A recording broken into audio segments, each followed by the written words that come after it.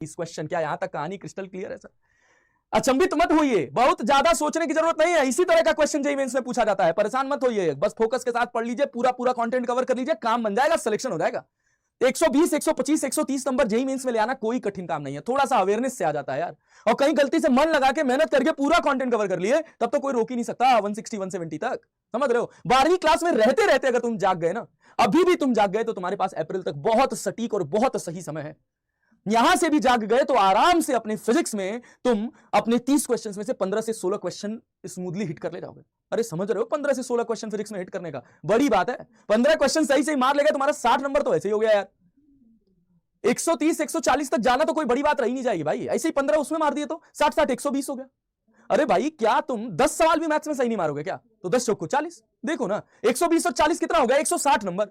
98, 97 percentile के बीच में घूमने लग जाओगे। ठीक ठाक है, 90 बहुत आराम से मिल जाएगी अगर अभी से भी जाग गए तो।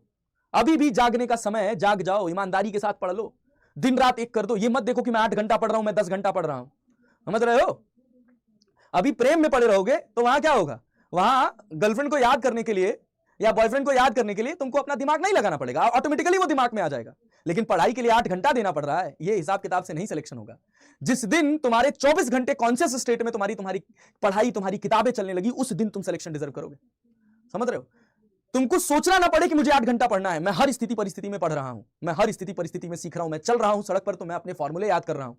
मैं चल रहा हूं सड़क पे तो मैं किसी क्वेश्चन में रात में अटका था, मैं उस क्वेश्चन के बारे में सोच रहा हूं। मैं लेक्चर करके निकल रहा हूं तो मैं लेक्चर में एक कहीं कैलकुलेशन फंस रही थी मेरी, एक कोई कॉन्सेप्ट फंस रहा था मेरा, मैं उसके बारे में सोच रहा हूं।